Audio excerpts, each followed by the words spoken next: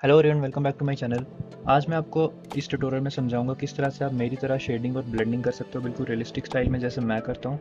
मैं आपको एक एक चीज़ अच्छे से समझाऊंगा, किस तरह से पेंसिल को पकड़ना चाहिए शेडिंग के टाइम, किस तरह से कितना प्रेशर अप्लाई करना होता है पेंसिल पे, किस जगह पे कैसे शेडिंग करते हैं और ब्लेंडिंग कैसे करते हैं, मतलब प्रॉपरली किस तरह से करते हैं ब्लेंडिंग स्टम्प का यूज़ करके जैसे मैं करता हूँ। तो मैं आपको पूरी टेक्निक समझाऊंगा, टिप्स एंड ट्रिक्स दूंगा कि किस तरह से मैं करता हूँ, ताकि आपको भी अच्छे से समझ आ सके। कुछ छोटी छोटी बातें ध्यान रखनी होती है शेडिंग के टाइम, ब्लेंडिंग के टाइम, तो वही मैं आपको इस वीडियो में अच्छे से समझाऊंगा, इसलिए पूरा वीडियो ध्यान से ज़रूर देखना।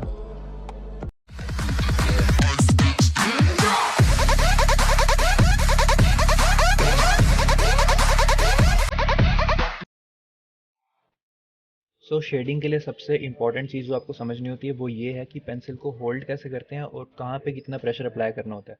तो अभी आप जैसे यहाँ पे देख सकते हो, इसमें मैंने पेंसिल को नॉर्मल ग्रिप से बिल्कुल पास से ही पकड़ा है, जैसे कि हम नॉर्मली लिखने के टाइम भी या फिर आउटलाइन ड्रॉ करने के टाइम भी पकड़ते हैं, बिल्कुल वैसे ही पकड़ा हुआ है। बिकॉज यहाँ पे मतलब ये चीज़ समझने वाली है कहाँ पे हमें किस तरह की शेडिंग करनी है। जहाँ पे हमें बहुत ज़्यादा लाइट शेडिंग करनी होगी वहाँ पे हम पेंसिल को दूर से पकड़ते हैं। अभी यहाँ पे मेरे को, जैसे मैं यहाँ पे शेडिंग कर रहा हूँ, तो मेरे को यहाँ पे बिल्कुल लाइट शेडिंग चाहिए थी, मेरे को थोड़ी सी डार्क ही चाहिए थी, तो मैंने पेंसिल को पास से पकड़ा हुआ है।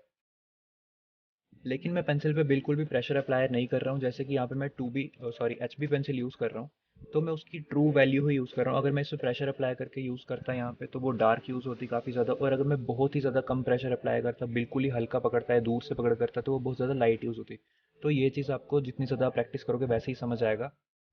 अब यहाँ पे मेरे को चाहिए थी लाइट शेडिंग, तो इधर मैंने पेंसिल को देखो, आप नोटिस करो मैंने कितना दूर से पकड़ा हुआ है, ताकि मेरे को जितनी लाइट शेडिंग मिल सके मैं उतनी लाइट शेडिंग कर सकूँ। यहाँ पे मैं ये नहीं समझा रहा कि मैं यहाँ पे एच बी पेंसिल यूज़ कर रहा हूँ, टू एच यूज़ कर रहा हूँ, टू बी यूज़ कर रहा हूँ, वो अलग चीज़ है, आप जो भी पेंसिल जहाँ पे भी यूज़ करो। लेकिन मैं ये पॉइंट समझा रहा हूँ कि जब आपको लाइट लाइट शेडिंग चाहिए होती है पेंसिल से, तो उसे दूर से पकड़ना चाहिए। जितनी आपको मतलब जितना भी आपको शेडिंग में आपको डेप्थ चाहिए, सपोज आपको डार्क शेडिंग चाहिए तो आप पास से पकड़ सकते हो और प्रेशर थोड़ा सा इंक्रीज कर सकते हो।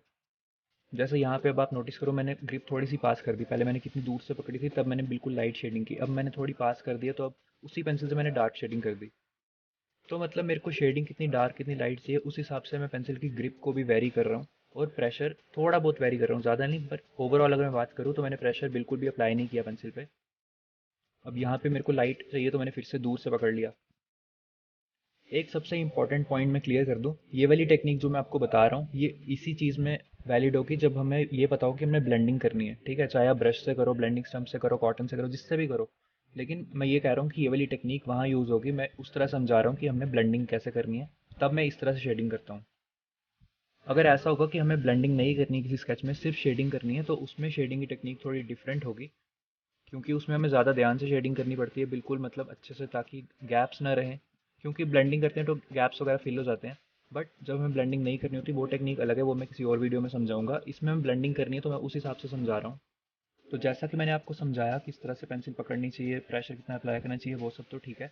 लेकिन और एक चीज़ आपको ध्यान रखनी है, जब आपको ब्लेंडिंग करनी होती है किसी स्केच में, तो शेडिंग में आपको ये ध्यान रखना है कि पहले ही आप अपनी सारी वैल्यूज़ को एक बार मतलब शेड करके रख दो, जैसे कि मैं कर रहा हूँ। मैंने अभी तक जैसे ब्लेंडिंग नहीं की है इसमें, मैं अपनी वैल्यूज़ जहाँ जहाँ मेरे को चाहिए लाइट डार्क, वो मैं एक तरह से शेड कर रहा हूँ, और उसके बाद हम इसमें ब्लेंडिंग करेंगे एक ही बार।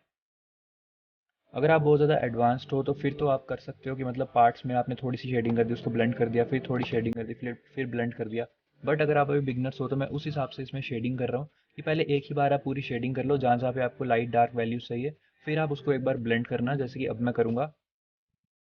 अब ब्लेंडिंग के लिए मैं यूज़ कर रहा हूँ इसमें ब्लेंडिंग स्टम्प। आप जो भी यूज़ करो, ब्लेंडिंग स्टम्प हो या कुछ भी आप यूज़ करो, ब्लेंडिंग टूल, लेकिन टेक्निक यही रहने वाली है कि पहले हमने शेडिंग कर ली एक बार अच्छे से, उसके बाद हम ब्लेंडिंग स्टम्प या किसी भी टूल का यूज़ करके इसको ब्लेंड करेंगे इस तरह से। और ब्लेंडिंग करते टाइम भी आपको बिल्कुल भी प्रेशर अप्लाई नहीं करना है, बिल्कुल भी थोड़ा सा भी प्रेशर अप्लाई नहीं करना होता ब्लेंडिंग के टाइम।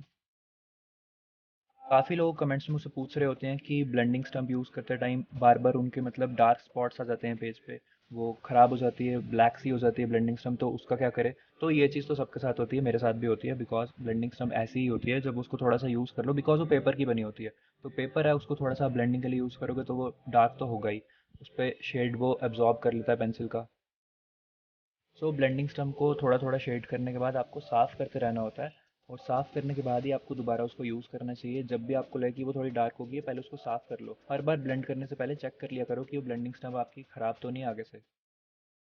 अब देखो, अभी तक मैं इसमें ब्लेंडिंग ही कर रहा हूँ, मैंने जो पहले वैल्यूज़ इसमें शेड कर दी थी उसको बस मैं ब्लेंड करते जा रहा हूँ। इसके बाद क्या करना है वो मैं आपको ब्लेंडिंग करने के बाद ही बताऊँगा। तो ब्लेंडिंग एक बार कर लेते हैं कंप्लीट। और हाँ, ब्लेंडिंग में अगर आपको थोड़ी सी प्रॉब्लम आती है सही तरह से स्मूथ ब्लेंडिंग करने में, तो एक चीज़ का ध्यान आप रख सकते हो कि जैसे आपने पेंसिल की जो स्ट्रोक्स लगाई है उसकी अपोजिट डायरेक्शन में अगर आप ब्लेंडिंग करोगे तो आपकी ब्लेंडिंग अच्छे से हो पाएगी। सो ऐसे ब्लेंडिंग की एक लेयर हो जाने के बाद हमें क्या करना होता है, जहाँ पे हमें थोड़ी सी और डिटेलिंग करनी हो, जो ब्लेंडिंग करने की वजह से अगर ज़्यादा मर्ज हो जाए, तो वो हम फिर से करेंगे। जैसे कि आईब्रोज मैं यहाँ पे फिर से बना रहा हूँ, क्योंकि वो ब्लेंडिंग करने के साथ साथ मर्ज हो गए थे शेडिंग के साथ ही। तो इसलिए मैं फिर से यहाँ पे अब आईब्रोज में डिटेलिंग कर रहा हूँ। तो ब्लेंडिंग में हमें ये चीज़ का ध्यान रखना होता है कि ऐसा नहीं करना होता कि जब हमने पूरी शेडिंग करने के बाद एक बार उसमें पूरी ब्लेंडिंग कर दी तो स्केच वहीं पे कंप्लीट हो गया। फिर हमें देखना होता है कि कोई कोई हमारी डिटेलिंग ज़्यादा ही मर्ज तो नहीं होगी ब्लेंडिंग करने से, तो वो अगर हो जाए तो हमें दोबारा फिर पेंसिल का यूज़ करके वहाँ पे शेडिंग करनी होती है, जैसे कि मैं यहाँ पे कर रहा हूँ। क्योंकि पहले एक बार यहाँ पे शेडिंग कर ली थी, लेकिन ब्लेंडिंग करने के बाद वो थोड़ी मर्ज होगी, तो इसलिए मैं फिर से वहीं पे दोबारा शेडिंग कर रहा हूँ। सो ये पॉइंट मैं आपको इसलिए बता रहा हूँ क्योंकि काफ़ी लोग कमेंट्स में पूछ रहे होते हैं ट्यूटोरियल्स वाली वीडियोस पे कि वो जब ब्लेंडिंग करते हैं तो उनका स्केच पूरा एकदम से फ्लैट सा हो जाता है, मेरा तो नहीं होता, तो ऐसा क्यों होता है। तो इसलिए मैं आपको बता रहा हूँ कि ब्लेंडिंग करने के बाद एक बार फिर से कहीं ना कहीं डिटेलिंग करनी पड़ती है जहाँ पे ज़्यादा मर्च हो जाती है। अभी एक और स्केच की एग्जांपल से मैं आपको समझाऊंगा कि बिल्कुल सेम वही प्रोसेस मैंने इस स्केच में भी यूज़ किया। मैं हर हर स्केच में मैं यही प्रोसेस लगभग यूज़ करता हूँ मोस्टली।